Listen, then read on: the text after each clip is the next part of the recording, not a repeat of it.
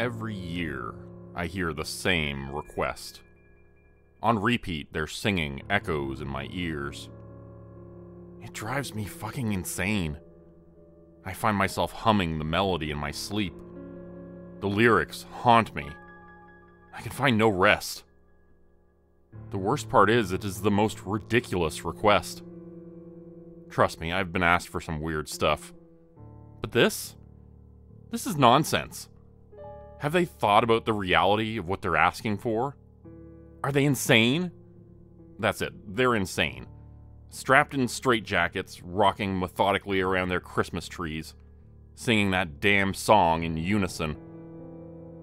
I've tried to drown out the lyrics. I've gobbled down extra-strength cookies, chugged high-grade milk, ordered my employees to switch from manual tools to power tools for their building needs to drown out the torturous noise. Nothing has worked. Finally, the year has come. They're old enough now to rehome. My wife has begged me to reconsider due to their violent nature, but she does not understand. She hasn't had to endure their incessant singing all these years. This year, I will be giving the gift that they've all been begging for. This year, the lyrical nonsense will stop. It must. The deliveries took me much longer this year than any in history. The load was heavy. I had to keep returning to the head office to restock many times throughout the night. The passengers were unruly. I found it difficult to load and unload them.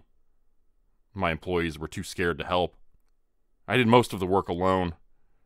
Not only were they hard to manage, but the cleanup work after them was painstaking work. Finally, I unloaded the last of the packages and returned home to my wife. I slumped heavily into my red throne, aside my darling wife. All that was left now to do was wait for the joyful sounds that came along with the first light of dawn. The laughter of children waking early to the sight of shiny gifts came first.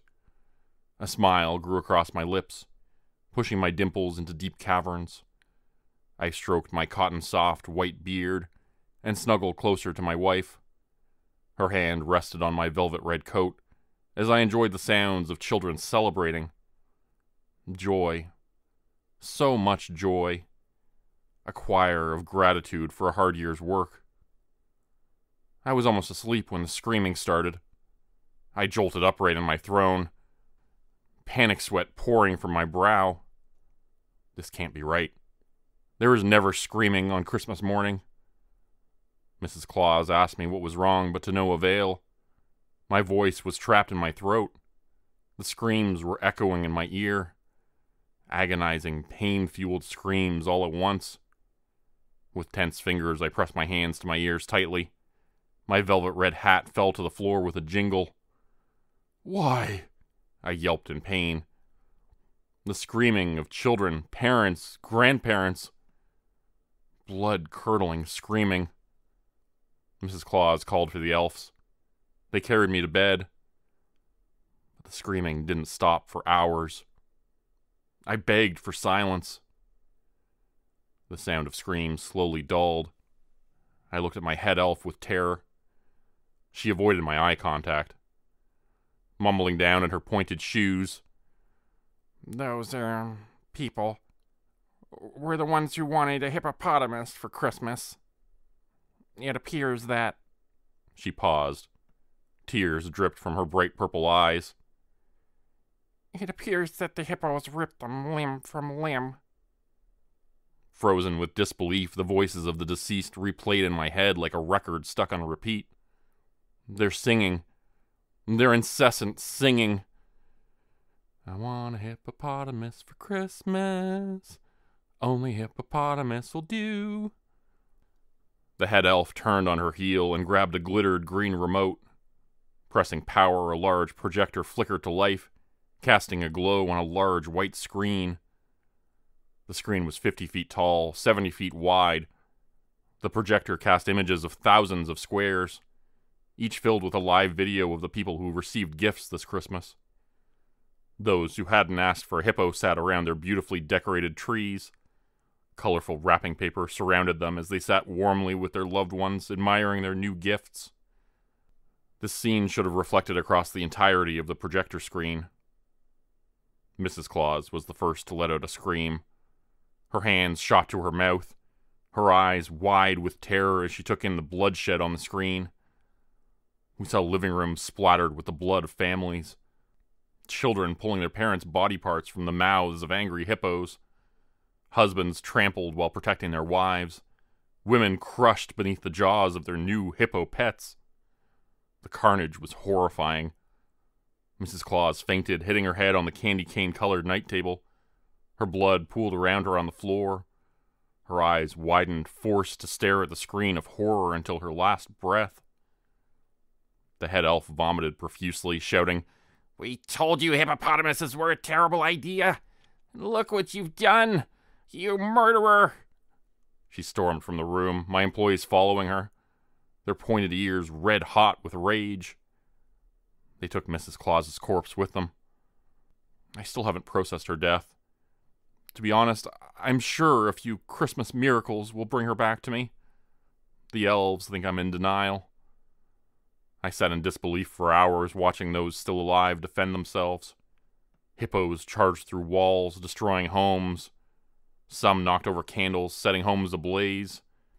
One rather large hippo paddled joyfully in a backyard pool, staining the water red with the blood covering its gray skin. The family it murdered lay lifeless in the living room, surrounded by chaos. They were a pleasant family of 4. They were always on the nice list. It was always a joy watching the children grow. Swallowing hard, I forced myself from my bed. My black boots slammed against the floor as I walked to the stables. This is where the Hippopotamus Project started. This was meant to be a solution to all those requests. They had asked for this. They all wanted it. A goddamn hippopotamus for Christmas. I gave them what they wanted. And now they're dead. Dying or fear-struck. Ungrateful, really. They should have been more prepared for their hippos after years of asking for a hippopotamus for Christmas. I'm blessed to say that I'm no longer haunted by the incessant singing. No one dares sing that song after so many died that Christmas night. Many human lives were lost.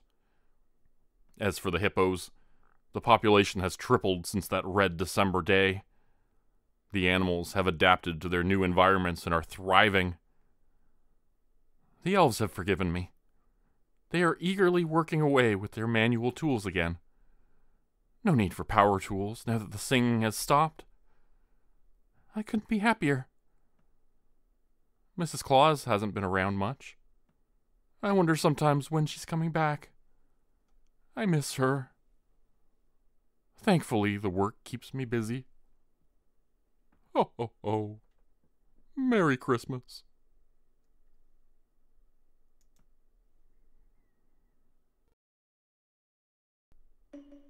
'Twas the night before Christmas, and I'd had too much to drink. If I'd taken a minute, I might have stopped to think. I woke to a sound and thought, that's St. Nick.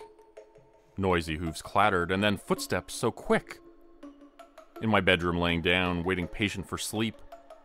Now I couldn't help but jump to my feet. Downstairs, a man in red was placing presents by the tree. He made a quick escape, and I could tell he meant to flee. Calling out to him, I cried, "Santa, stop, please wait. I left milk and cookies for you, right there on that plate." The wise old man paused and eyed me a sec. Picking up a cookie, he took a quick peck.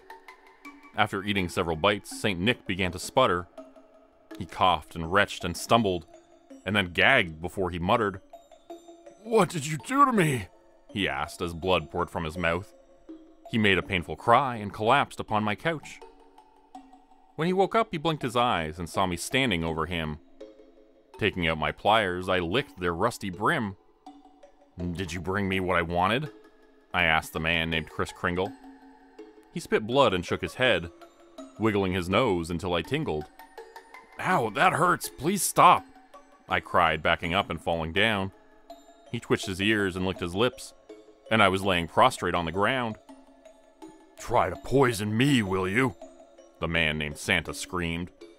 The fireplace beside him set a light behind the screen.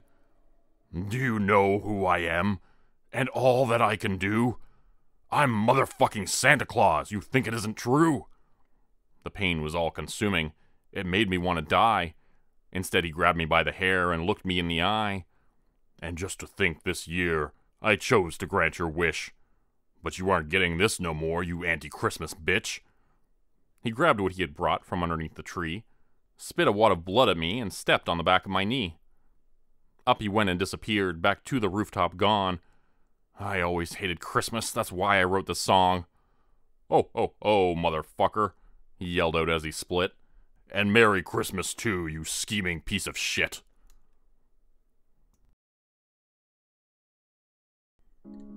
What if I was in the bedroom and I did something bad? Would the elf still see it? My son's eyes were worried as he looked up at me. Yep, that's how it works. As long as he's in our house, he sees everything you're doing. He's magic, just like Santa. Yikes. In retrospect, the whole thing is creepy and off-putting. Especially considering what happened in the weeks following that. The elf was in my bedroom last night, Daddy. We were sitting at the breakfast table the next morning. Oh, really? Well, see, just like I told you, he's keeping an eye on you. Kids are always making up stories. He told me he was watching me real close, and that you and Mom better be good too, because if you aren't, he's gonna be angry. I just nodded and told Sammy to eat the rest of his cereal and to drink his orange juice. We were going to be late for school. My wife told me 2 days later she was getting worried about Sammy.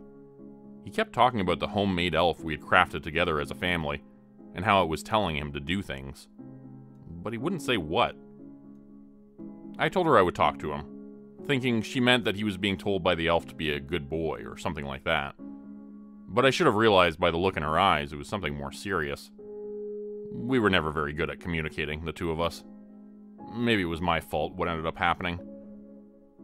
I spoke with Sammy that night in his bedroom as I was tucking him in and asked him what he had meant. What did you mean when you told Mommy that the elf tells you to do things? He opened his mouth to speak, then paused and seemed to think about it for a second. His eyes drifted up and he began to play with the fabric of the bed covers self-consciously. What did he mean? Well, he just said to be good, Daddy. That's all. To do good things. In retrospect, it was obviously a lie, but I was too distracted by my thoughts of work to pay attention. I only listened to the words and heard what I wanted to hear. Okay, good night, Sammy. Sweet dreams. I was slammed at work for the next few days, and so was my wife. She worked in retail, so she barely saw any of us as it got closer to Christmas. I told her I had talked to our son and everything was okay. He was just trying to be good before Christmas. She told me that didn't sound right. He'd been acting very unusual, and she hadn't liked the tone of his voice or the distant look in his eyes. As she said that, I realized he had been increasingly aloof lately. He hadn't been finishing his breakfast or dinner. Wasn't asking his usual 10 million questions a minute. He had put on his shirt inside out that morning, and 2 days before it had been backwards. The teacher had called from school to ask if there was trouble at home. All red flags. And then the following night I realized something was terribly wrong with him. I was laying in bed with my eyes open after struggling to sleep for hours when I noticed movement in the doorway. The darkness was nearly total, but I could swear I had seen someone crawling on the floor. It was so hard to see, though. My heart pounding, I reached for the bedside lamp, feeling for it with my hands. Trembling, I managed to grab the cord and pull it just as the shadowy figure got up to the bedside. It was barely visible, but I could just make it out. The form of a person crawling around like a wild animal on the floor, moving quickly and erratically. My heart was in my throat as the light turned on, blinding me for a second. I couldn't see anything. Blinking the light away and trying not to panic, I finally managed to see what was happening. Nothing. There was no one in the bedroom but my wife and I. Unable to shake the feeling that I had seen something, I jumped out of bed and looked underneath, like a kid checking for monsters. Nothing. The image flashed before my eyes again of what I had just seen moments before. A barely visible silhouette in the pitch-black room. It had looked like someone on the ground on all fours moving around quietly, like a predator hunting in the night. Someone small, the size of a child. I left our bedroom, heart still pounding, taking a look back at my wife still snoring in bed.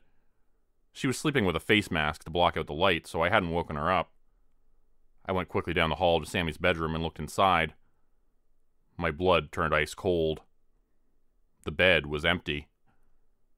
I heard giggling from down the hall, then screams. My wife let out a blood-curdling howl of agony and sheer horror. Everything went into slow motion, and my legs felt like they were in quicksand as I spun around and tried to hurry back to the bedroom, towards the sound of something awful. It was like the sound of a side of beef getting taken apart by a butcher, but wetter. Blood was everywhere when I went into the room and saw the image that will haunt me forever. My son was standing on the bed, stabbing my wife again and again with a long chef's knife. His eyes were distant, and he almost looked like he was sleepwalking as he stabbed her through the chest over and over again. I realized suddenly why she wasn't fighting back. She was dead. I let out a choked whimper of horrified sadness. And that was when I saw the elf. He was standing on our dresser, cheering Sammy on. He was jumping up and down gleefully, telling him to stab, stab, stab, and kill, kill, kill. My only son turned to face me. "Did I do good, Daddy? The elf said Mommy was bad.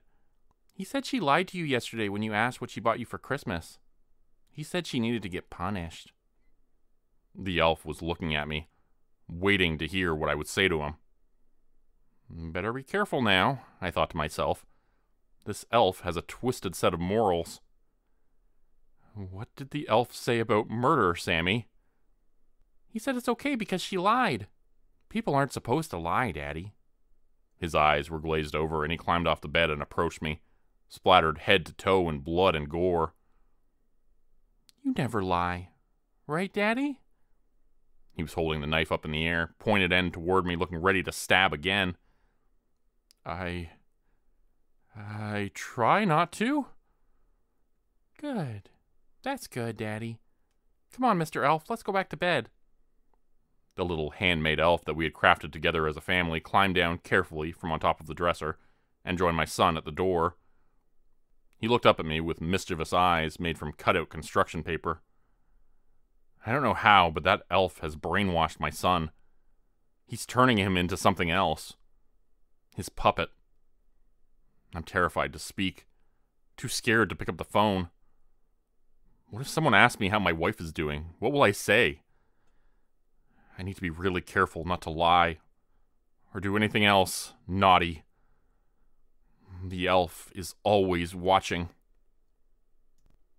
Today's video was supported by patrons like Mark from Earth, Crimson Muse, Joy Burton, Diane Showers, Mark Sewall, Cheryl James, Pick Your Sticker, Teddy Dog, Clue 404, Mamakato, Dante Kincaid, Zarin Ray, Angela Donovan, Blarian 50, Devin Kyle, Timothy Baird, Ajeti, Bert Turner, Bajani Aspinall, Michael Pierce, Big Joe, Carrie Harkonnen, LaDonna Spivey, Scott Tanaka, Tom Stewart, Sherman Davis, Bryce Shelton, Susan McClendon, Elise Batiste, Lisa and the Cult Jam, Open Circuit, Fabulavore, Raymond Jaggers, That Darn Fox, Raison Detra, Kai Gaming 99, Wendy Burns, The Wendigo, Michael Squishy Park, The Gem Star, Vault 77 Citizen, Puppy Dan, Clovis Wolf, Elder Jelm, Derek Prey, Elder Being, KC Hawaii, Rob T, Tragic Mermaid, Darren Fishnaller, Cloves Zanoya Harris, Roe Underwood, Florida Man Luke, Bethany's Mom, Winter's Kiss, Sam Brook, The White Stag, Corgi Connection, No Name, and Martakara. If you'd like to help support the channel, please consider joining my Patreon page at patreon.com/Jordan Group Horror. As a patron, you'll get access to bonus videos and content, as well as a Discord channel. You'll be credited at the end of every video going forward, and if you decide to stay for 3 months, I'll name a character after you, which will be featured in a Hollow's End story. Links to join the Patreon are in the description. Thanks everyone for listening. Please like, subscribe, and comment to help the channel continue to grow. It really does help out a lot. And see you again next time at 4 p.m. Eastern Standard Time. Hope you have a great night.